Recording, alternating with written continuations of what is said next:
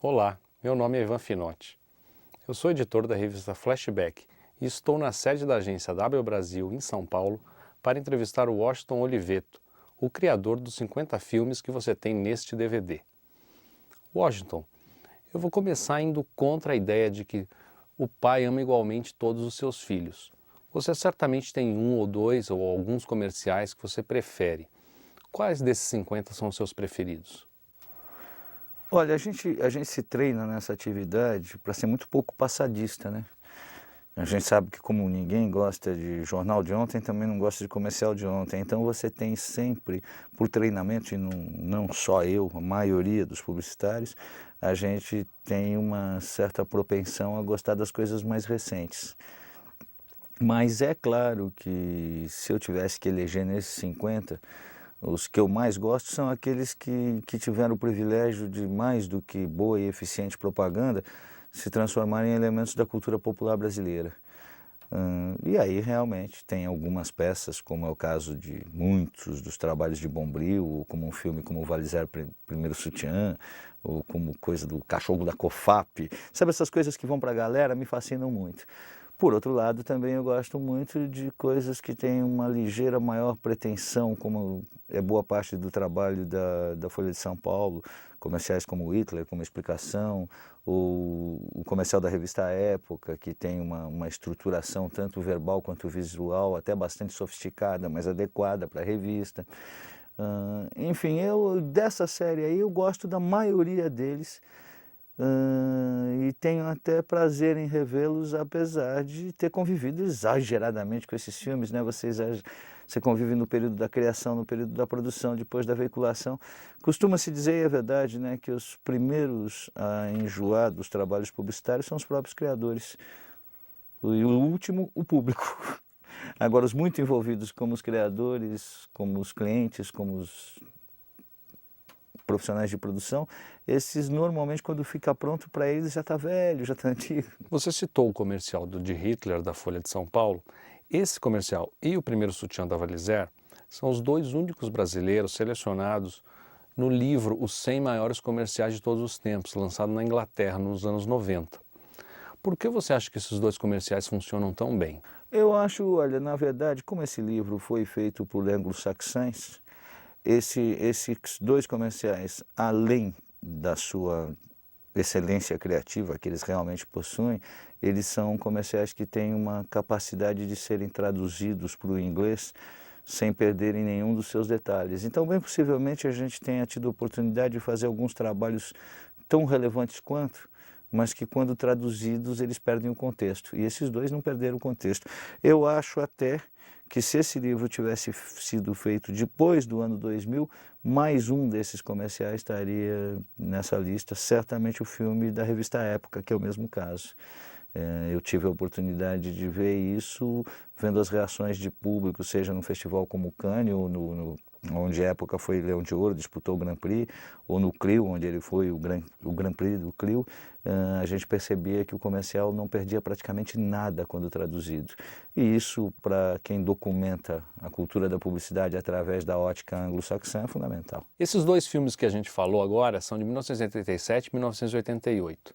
Você acha que os anos 80 foram o melhor momento da publicidade brasileira?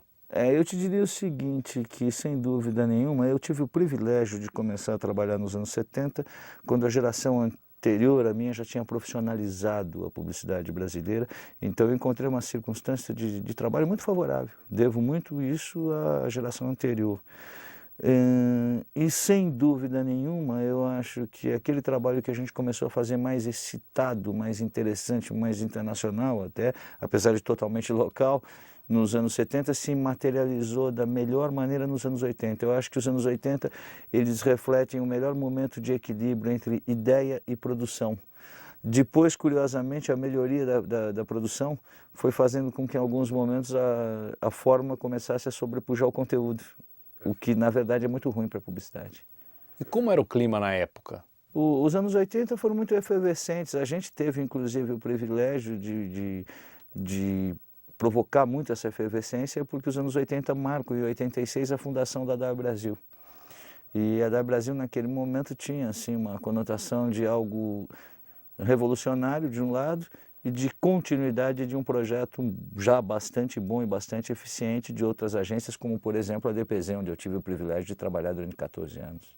Entre vocês, publicitários, havia camaradagem ou era uma competição? Eu diria que os anos 80 ainda marcam uma relação entre os publicitários mais leve, mais cúmplice, mais simpática.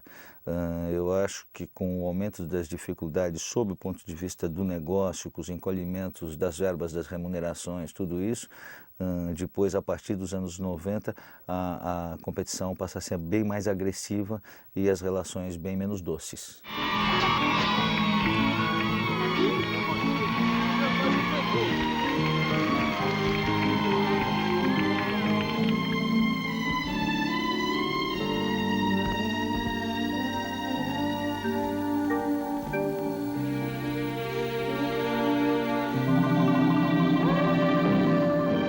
Existe uma história curiosa do início da sua carreira.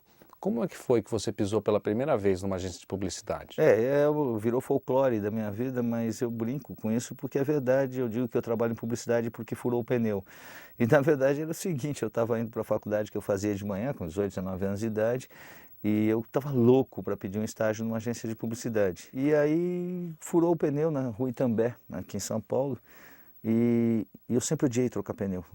Eu, na verdade, sou um sujeito que tem pouquíssima habilidade manual. Eu sou o inverso do meu pai, que era um homem que tinha uma habilidade manual absurda. E aí, quando eu olhei, falei, nossa, trocar o pneu, que chato. E aí eu olhei em frente, tinha uma plaquinha escrito HGP Publicidade, num pequeno sobrado. Eu falei, eu troco o pneu depois, deixa eu pedir um estágio lá.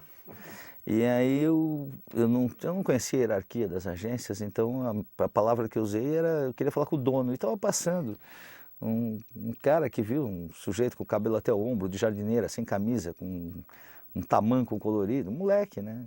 Então, inclusive esteticamente, o clichê daquela época, né? Nos anos 70. Aí ele falou, o dono sou eu. Aí eu falei, olha, é o seguinte, eu vim aqui pedir para o senhor me dar aqui um estágio, porque você é bom nesse negócio aí. Eu só vim porque furou meu pneu e o senhor devia me dar essa oportunidade porque o meu pneu não costuma furar na mesma rua sempre não. Então o senhor não pode perder essa oportunidade. E ele achou divertido o jeito que eu formulei aqui, ele me deu estágio. E desde então você nunca mais deixou de trabalhar na área? Eu na verdade, eu não sei se eu serviria para outra coisa. Eu defendo a tese, né, que todo mundo nasce para fazer alguma coisa. Mas são poucos os que têm a sorte de descobrir qual é essa coisa. E principalmente poucos os que têm a sorte de descobrir isso muito jovem. Eu tive a sorte de descobrir para que eu servia. Isso facilitou muito minha vida e foi de um fenômeno de somatória, porque, na verdade, eu fui parar na publicidade porque, primeiro, eu queria escrever, não tinha consciência tão acentuada da palavra mídia, mas queria escrever para todas as mídias. Eu queria escrever para revista, jornal, televisão, rádio, isso e aquilo. Por outro lado, eu tinha muita admiração pelo trabalho do meu pai, que era um brilhante vendedor. E aí, eu, adolescente assim, eu racionalizei, onde é que mistura esse negócio de escrever com vender? Publicidade, então eu vou fazer isso. Em 86, o saiu da DPZ e criou sua própria agência, que acaba de completar 18 anos. Como ser o seu próprio chefe mudou o seu jeito de trabalhar? Melhorou ou piorou? Não, o que aconteceu foi o seguinte, eu acho que o que construiu a minha vida profissional foi o fato de eu ter aproveitado uma oportunidade que a DPZ me deu de eu, como redator, me comportava como se eu fosse dono. E eu fui incentivado a fazer isso, ou seja, eu tinha percebido que não adiantava nada eu escrever o melhor anúncio do mundo se ele não fosse publicado. Então que eu tinha que aprender a conviver com o cliente, apresentar o anúncio, ser persuasivo, batalhar por aquilo. Eu, num período muito próspero daquela agência, uma agência muito talentosa, durante 14 anos, 13 anos e meio, eu tive o privilégio de conviver com isso e fui amadurecendo profissionalmente. Então, quando eu era um diretor de criação, empregado, eu me comportava como um dono. Quando eu passei a ser dono, eu passei propositalmente a me comportar cada vez mais como se eu fosse um redator. Então nada mudou, ao contrário, eu acho que o que, sem dúvida nenhuma, o tempo vai te dando a maior segurança, a maior maturidade, mas eu, na verdade, como dono de agência, não passo de um redator metido a besta, redator que quer fazer uns trabalhos bacanas. Os anos 80 foram um momento em que os publicitários passaram a ser vistos como astros no Brasil. Você mesmo dá autógrafos na rua, não é verdade? Os publicitários merecem ser celebridades? O que aconteceu com a minha vida profissional foi o seguinte, eu peguei aquela estrutura muito boa da geração anterior, já preparada para a publicidade ficar cada vez mais profissionalizada, mas a atividade naquele momento não tinha a visibilidade que foi ganhando com o tempo. Por ser uma atividade atrelada à mídia, a presença do trabalho criativo, efetivo, esse principalmente que vira primo irmão da cultura popular, começou a chamar a atenção da mídia. E as pessoas começaram a ficar interessadas em saber quem tinha criado aquilo. E eu fui muito beneficiado por isso. Ou seja, de repente eu comecei a ganhar uma visibilidade fora do meu ciclo profissional. O que, sob o ponto de vista do ego, até é bom, mas é bom mesmo sob o ponto de vista do negócio, porque facilitou quando eu quis montar a minha agência, eu tinha níveis de conhecimento por parte de empresários, por parte da sociedade em geral.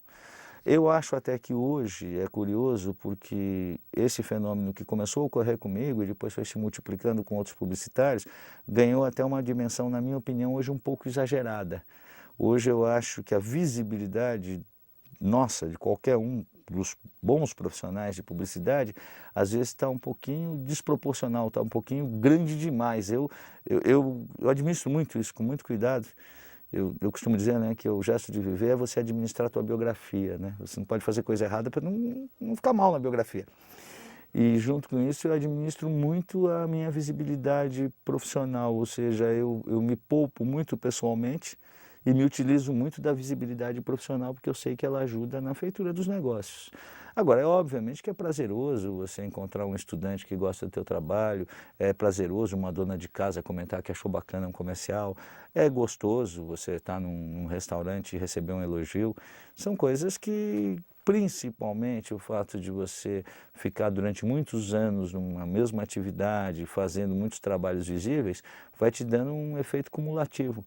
A ponto de vez em quando até eu receber elogios por coisas que eu não fiz. Tem que esclarecer, acontece também. Também tomo umas pancadas às vezes sem culpa, porque a visibilidade também te dá isso. Não é segredo que os publicitários costumam ser vaidosos. Como isso pode influenciar na criação de uma propaganda, no sentido de o publicitário tentar ser mais original do que passar a mensagem de venda daquele produto? Olha, eu acho que isso é uma questão assim de maturidade. Aliás, eu acho que as duas boas coisas que o sucesso profissional muito jovem te dá são uma que você fica meio deslumbrado e bobinho na idade certa, fica menos ridículo. Você fica meio deslumbrado com você numa idade que não pega tão mal. E a outra que o sucesso profissional te proporciona, que isso não tem dinheiro que pague, que é a possibilidade de ficar amigo dos teus ídolos. Ou seja, o fato de você ser uma pessoa conhecida, você acaba amigo de pessoas que você admira muito, e isso é muito bom, que te realimenta. Eu acho, e não só eu, também muita gente pensa assim, a gente toma muito cuidado para não permitir que qualquer egolatria interfira no trabalho. A gente é muito cuidadoso com isso. Eu até entendo que num determinado período da vida profissional de um publicitário, ele fique com o ego exacerbado, por uma coisa, é uma profissão que de um lado infla o ego, de outro lado destrói o ego cotidianamente, né? Porque é muito normal nós sermos recusados.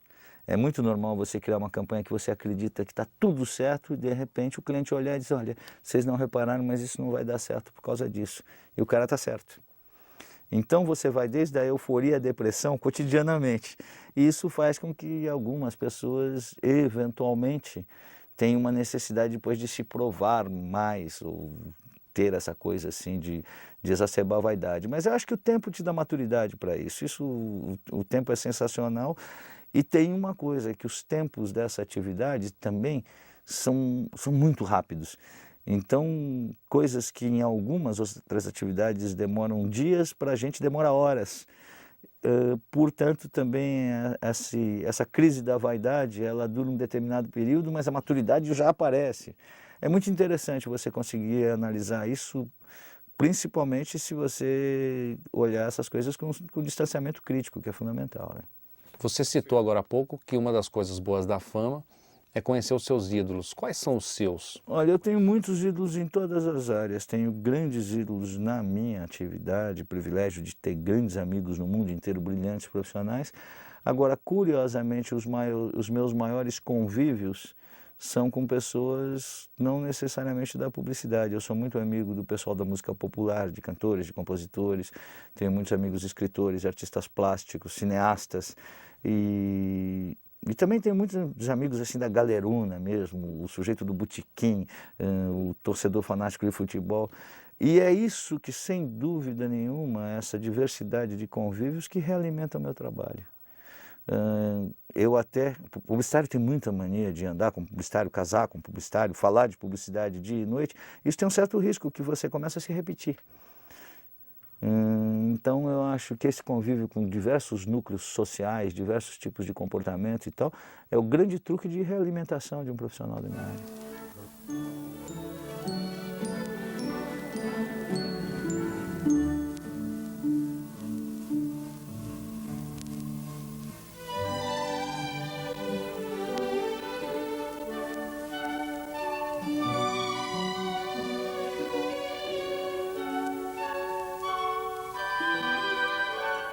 Washington, eu diria que O Primeiro Sutiã é talvez o filme mais marcante da televisão brasileira. Hoje, passados 18 anos da veiculação, é lembrado por qualquer um que viveu aquela época. Por que você acha que isso acontece? Existe uma documentação disso. Isso é curioso. A tua observação, que é uma observação da somatória da informação com o intuitivo, ela tem até um embasamento lógico. O Fernando Moraes, que é um grande escritor, né? Está há muitos anos, eu não sei como é que está esse livro, ele disse que um dia vai sair, escrevendo uma biografia da Brasil, é um livro dele, a gente não tem gerência no livro, mas ele me contou uma história muito curiosa, que entre as pesquisas que ele fez para o livro, de reações com propaganda e tal, ele encontrou mais de 3.000 expressões na mídia se utilizando da frase "o primeiro, alguma coisa a gente nunca esquece". Ou seja, é aquele sujeito que vai escrever uma matéria numa revista como a revista Gula e ele vai dar uma receita de cocovan. E ele faz a matéria "o primeiro cocovan a gente nunca esquece". É o Pelé falando do Mundial de Futebol, a primeira vez que ele jogou, e usa a expressão "o primeiro Mundial de Futebol a gente nunca esquece". O Fernando tem isso catalogado. Aí eu tenho a tendência a concordar com você que certamente esse é a peça individual de publicidade brasileira que mais entrou na cultura popular e que mais conseguiu ter diversos tipos de interpretações, todas favoráveis. Tem até uma curiosidade, porque isso se transforma em mais relevante na medida em que O Primeiro Sutiã, tão mitológico, tão conhecido, foi um comercial muito pouco veiculado. Por exemplo, na Rede Globo de televisão, que é a grande audiência brasileira, O Primeiro Sutiã foi veiculado única e exclusivamente 3 vezes. 2, uma veiculação em novela, que seria o Target, e uma quando ganhou o melhor filme do ano do Profissionais do Ano da Rede Globo de televisão, e ele foi veiculado como um prêmio. E se você perguntar para qualquer um na época, vai dizer que assistiu muitas vezes. A maior veiculação era uma veiculação devido a um acordo que a Valizer tinha com a TV Manchete, que não tinha os mesmos índices de audiência. Mas, no entanto, se você perguntar, todo mundo diz: eu vi muitas vezes. Outro comercial que virou ícone no Brasil é o do Garoto Bombril. E é curioso que é um comercial de um cara com um logo atrás falando um pouquinho.